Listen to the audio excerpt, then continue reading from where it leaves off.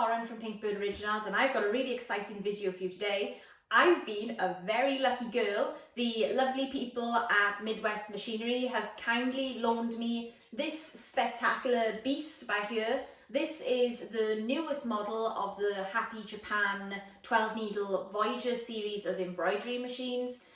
In most of my previous videos, you'll see I already use machines similar to this, but they are the previous model. The machines I'm currently using are the HCS2 and this is the HCS3. I've already made one video of this embroidery machine in action. That video is called How I Bulk Make My Embroidery Patches, so if you'd like to watch the machine working, then I'll leave a link for that down in the description below. But today's video is going to be all about the improvements and the changes Happy Japan have made to their Happy Japan Voyager 12 needle model.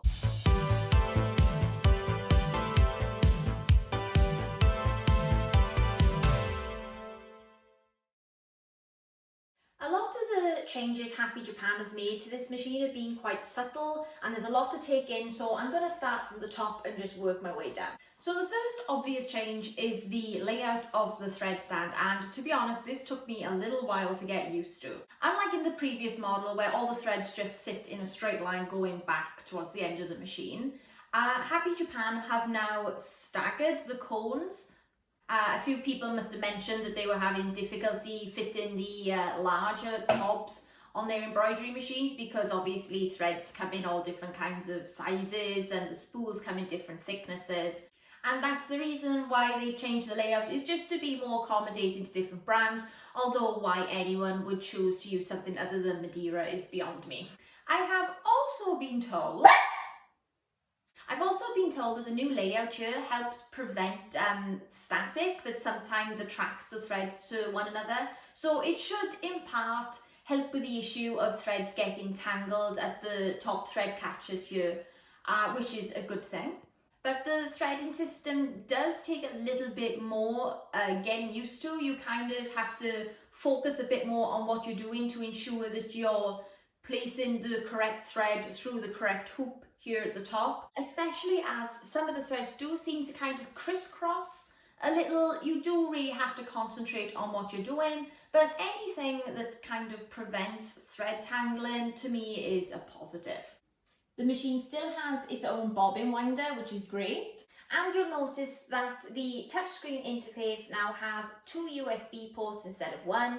They've introduced one on the front, which is much easier to access than the one on the side, which is still there. Moving on, you see that the top thread tension layout stays the same. And that brings me to the most visible difference between this machine and the previous model. And that is that there is no uptake cover. They got rid of that completely and they've changed the threading system here. The thread uptake levers are now neatly hidden away and there's no more holes down here or thread uptake spring for you to thread. They've made the threading process a lot simpler. You just bring the thread down like so, bring it back up. I'm obviously at a little bit of a funny angle here. You thread it through the uptake lever, you bring it down, and then you just drop the thread through the bottom hole like so, and then you're ready to move on to the next bit. The next bit will be actually threading the needle, and you'll notice some changes down here too. Each needle now has its own dedicated presser foot, unlike the HCS2 which only had one. If that presser foot was to break, you wouldn't be able to use the embroidery machine. By having individual presser foots on each needle, if a presser foot was to break, you can continue using the embroidery machine until a replacement presser foot arrives. You also thread the needle a little bit differently now too, so I'm just gonna cut off the raggedy end of my thread to give myself a nice clean end to thread the eye of the needle. And how you thread the needle is firstly you put it onto whatever needle you're threading. I don't necessarily think you have to do it this way. You can just kind of slip it through. But for me, I found it easier to lower the presser foot. The thread then hooks behind the presser foot.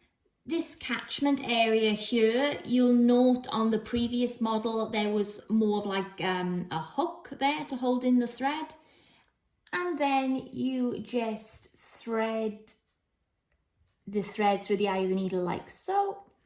And because the style of the presser foot has changed, it's now straight down rather than angled at the back. It makes accessing behind the machine head much more easy, and it also means you can embroider and the foot won't be bumping up against the edges of your embroidery frames as much as it might have been before when you were reaching the extreme limits of your embroidery hoops. So the shape of the presser foot has changed for the better, and there are also now a presser foot on every needle. Quite possibly one of the most exciting changes of this model is how narrow they've made the sewing arm. They've made it absolutely teeny tiny. It's just under 5 centimeters wide by about 4 centimeters tall, which is amazing news for people who embroider on those hard to reach places like pockets, wristbands, socks. This is just going to make things a lot easier. Some feedback I've received is obviously with the size being so much smaller and the bobbin still being a standard size, this is a little bit tight to get in and out. You'll notice that the bobbin does sometimes get caught on the picker, and the way to kind of get around that is just to pull the picker down with your index finger and then bring the bobbin out. It comes out nice and easy. And the same when you're putting it back in, just pull the picker out slightly and the bobbin clicks back in and it's no drama. Another exciting change to the sewing arm is the length of the needle palette. It's literally like they've just chopped off the end of their previous arm. They've made it so much smaller. The needle comes down so much closer to the end of the palette, and that means you'll be able to get in really close on like seams on hats and really maximize your potential to do great big embroideries on the fronts of hats. This change is going to enhance logo placement so much. This is a real positive upgrade. The machine is still steel cast and made with all steel parts, so it still weighs 47 kilograms, just like the previous model. And it still comes with sound suppressing technology. The overall size of the sewing field remains the same, and the machine... Wow. The overall size of the embroidery machine remains the same, as well as the sewing field. The sewing field is still 27 centimeters by 27 centimeters, which means this machine is still very compact and it's versatile. It's great for home working, as well as you can take this embroidery machine into a unit. It's great for scaling up a business, and I wouldn't say it would be too much of a stretch to take this machine on the road as well if you've got a suitable vehicle to take it around. If you own the previous model, the HCS2, like I do, you can also use the hoops you've already had from those previous embroidery machines. You can use them on this new HCS3 model, but the new hoops that come as standard with the HCS3 model, this is the new hoop, these are the old hoops. As you can see on the old hoops, you can only actually insert them one way, but on the new hoops, they are reversible, so you can put them onto the embroidery arm either way. For this next part of the video, I'm just going to turn the embroidery machine on and off again so you can see how quick it is starting up. They have upgraded the operating system, which does make the startup time a tad longer than it used to be, but once it's up and running, it is as quick as ever. The pantograph calibrates really rapidly, unlike another embroidery machine I just reviewed, the Tajima Sai, which literally calibrates at a snail's pace. And if you'd like to watch that video of the review of the Tajima Sai, I'll put a link for that down below as well. It's ready to go. The HCS3 now comes with a crosshair laser as standard, and it's great because you don't have to sacrifice any of your needles to get that laser. It's also completely accurate, unlike the Brother PR machine's laser, for example, which tends to sit a little bit behind where the needle actually comes down. So this laser point is exactly where your needle will drop. and it also stays active when you're tracing the design to make it much easier to see where exactly your design is going to be on your garment. One criticism I've always had is that the trace feature on the Happy Japan machines isn't totally shape fitting, it just follows the extreme reaches of the design. So if you can see, it doesn't follow the design exactly where the ends of it is. It's more just a general trace, which I suppose in one respect is good, because you will, as long as you follow those extreme boundaries, you're never at risk of overlapping two designs.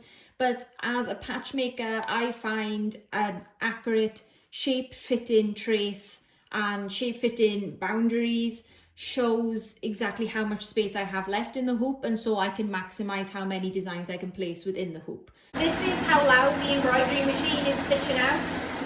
It's a very smooth run and it's quite quiet in comparison to other embroidery machines. I'd say the sound suppression technology still works really well. The machine still has a top stitching speed of 1000 stitches per minute, and when it does reach those top speeds there isn't that much vibration in the machine because it's steel cast.